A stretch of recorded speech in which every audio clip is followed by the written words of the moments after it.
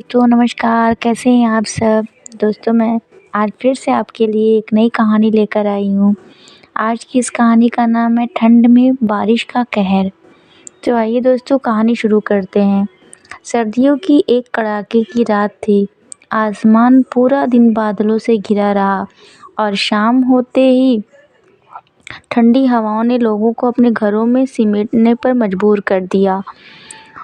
नगर के बाहर बसे एक छोटे से गांव रूपनगर में लोग आग तापते हुए रात बिताने की तैयारी कर ही रहे थे कि अचानक तेज गड़गड़ाहट के साथ आसमान फटता हुआ सा लगा। पहली बूंद गिरी, फिर दूसरी, और कुछ ही मिनटों में तो जैसे बादल टूटकर बरस पड़े।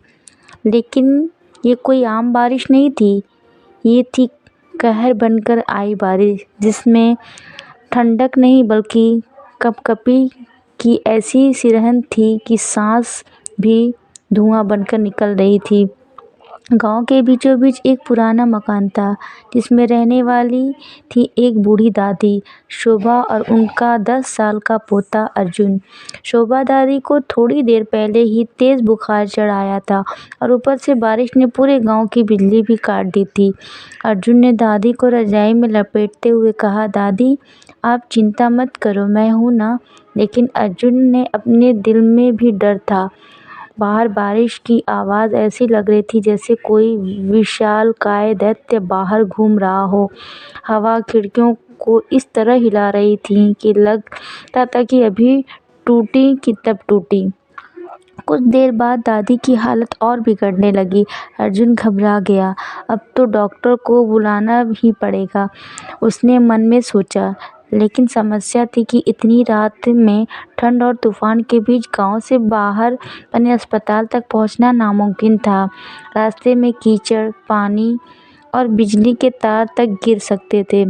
अर्जुन ने अपनी छोटी सी रेनकोट पहनी, लाल टॉर्च उठाई और दादी के माथे पर हाथ फेरते हुए बोला, मैं अभी डॉक्टर को लेकर आता हूँ, आप हिम्मत रखना दादी। दादी ने उसकी कलाई पकड़ ली। नहीं बेटा, बाहर मत निकलना, ये बारिश जानलेवा है। लेकिन अर्जुन ने दादी का हाथ धीरे से छुड़ाया और बोला, अगर मैं नहीं गया तो आपकी तबीयत और बिगड़ जाएगी। इतना कहकर वो दरवाज़ा खोलकर बाहर निकल पड़ा। जैसे ही अर्जुन बाहर आया, ठंडी बारिश उसके कपड़ों को चीरते हुई अंदर तक घुस गई।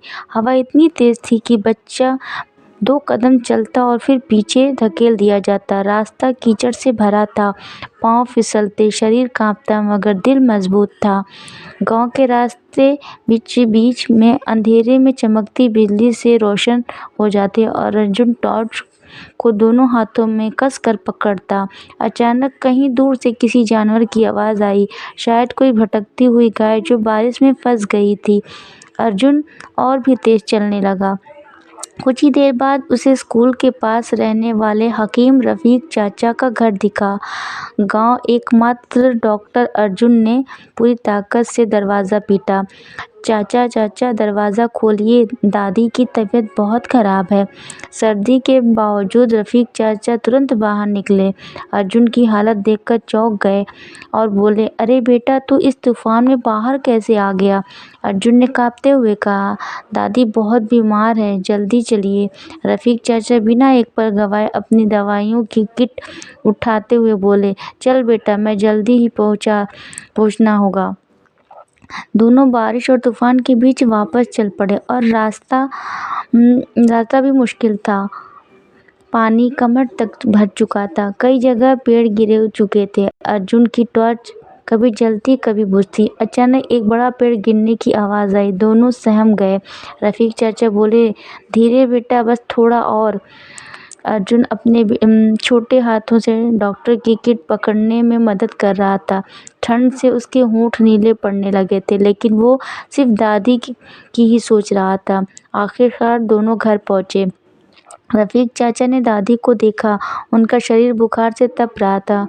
उन्होंने तुरंत दवाई दी, कपड़ा गीला करके सिर पर रखा और अर्जुन से कहा, तू कमाल का बच्चा है, अगर तू तेरी देरी करता तो मुश्किल हो जाती।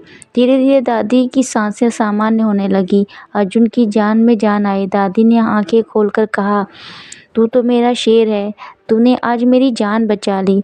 अर्जुन मुस्कुराया लेकिन ठंड से काँप रहा था। दादी ने उसे अपने बाहों में भर लिया और रफ़ीक चाचा ने दोनों को गर्म काढ़ा पिलाया। बाहर अब भी बारिश हो रही थी लेकिन घर के अंदर एक सुरक्षित गर्माहट भरी शांति थी। उस रात ने अर्जुन को कमज़ोर नहीं बनाया, उसने साबित कर दिया कि हिम्मत उम्र भर नहीं देखती, दिल देखती है। तो दोस्तों आज हमारी ये कहानी कैसी लगी हमें कमेंट करके ज़रूर बताएं। मैं फिर से आपके लिए एक नई दिलचस्प कहानियाँ लेकर आऊँगी। धन्यवाद दोस्तों।